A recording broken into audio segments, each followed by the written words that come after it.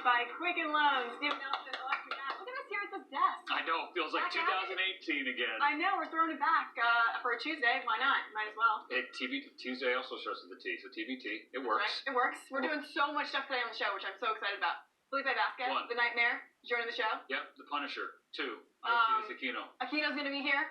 Ooh, man. I'm excited to talk to him. He has had an incredible month. And we're also going to let the fans get in some friendly fire. If you have questions for either of those two players, you have to. You Burning questions. The Nightmare and the Punisher, you want to know about those nicknames or anything else, tweet at us, Alexa Dat, Steven Nelson. Also, Ken Rosenthal, Joel Sherman, Dave Valley, Tom Verducci.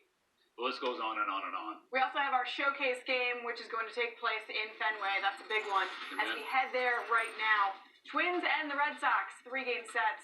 Twins are awesome on the road this year. And MLB best 46-23 away from their home park. They're going to head to Fenway having won 8 of 9. These two met in June, where tonight's starter Rick Porcello had one of his best starts of the year. 7 shutout innings, 8 Ks. So that's going to be pretty fun to see. Red Sox trying to climb back into this wild card race, as you see there. Meanwhile, Twins still trying to hold off the second-place Indians in the division. See, that's the showcase. Here's a showdown at Nationals Park. Oh, yeah. The Mets and the Nats, game 2 of a 3-game set. DeGrom and Scherzer. I really don't need to say anything else to give you incentive to watch that. But since 2017, so the last 3 seasons, essentially, 1 and 2 in ERA. Scherzer 1, DeGrom 2, 2.51 and 2.60 respectively. DeGrom pitches very well in DC, 7-1 and 9 starts there. And Scherzer, he owns the Mets, 10-5, 2.47 ERA in 20 games, 19 starts against the squad from New York. DeGrom looking to put the Mets on his back, huh? Again. Astros and the Brewers. Stros beat the Brew Crew last night 3-2 and 10. They complete their short 2-game set tonight. Jordan Lyles, the Astros first-round pick back in 2008. He's been great since coming to the Brewers. 4-1, 2.51 ERA. Meanwhile, Zach Greinke won his first 4 starts as an Astro, and they got the no decision against the Rays in his last time out. But this will be a fun pitching matchup tonight. All right. We're also going to head to Tropicana Field. Orioles taking on the Rays. Ty Blach versus Trevor Richards. Mark Topkin is there right now. And Mark, man, Rays back in that top spot after a 5-game winning streak. You were in the clubhouse a little earlier. Tell us what the vibe is like. What are all the guys saying about this push to make it into the postseason?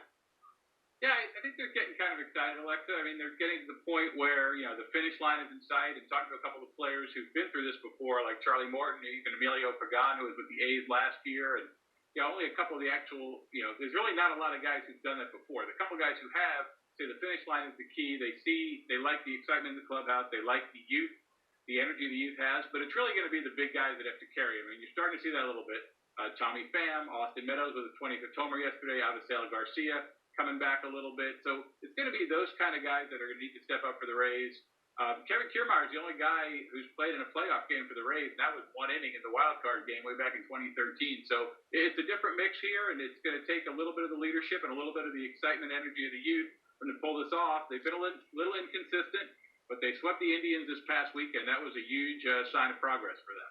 We mentioned Tommy Pham, and he said a couple weeks ago, listen, we need to step up, and by we, I mean me. He's done that so far. How much has the fact that he stepped up made an impact on this team? I think it's made a huge difference. He had a little bit of a wrist, hand injury, maybe an old fracture in there, something bothering him a little bit.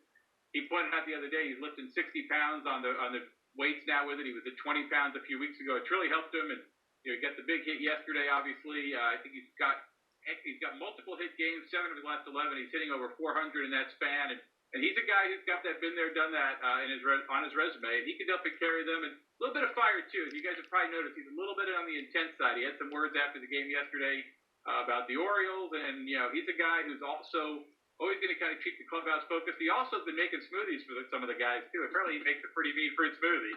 Okay, what flavor though? We need to know that. That's the most important part. It's all the berries. Some Greek yogurt, some almond milk, banana. Then he said there's some secret ingredients, which I'm not so sure that you want to be throwing that out there. I don't know, but I'm sure it's all the good stuff. All right, sounds good. Keeping them healthy and keeping that fire lit underneath that squad. Thanks, Mark. No doubt. Also, a quick shout out to Mark Topkins, camera operator, for that hit. As we say hello to Ian Brown, who covers the Red Sox, of course, MLB.com. He's joining us from Fenway Park. And Ian, listen, To quote Teddy KGB, the Red Sox are hanging around in this wild card race. In the clubhouse,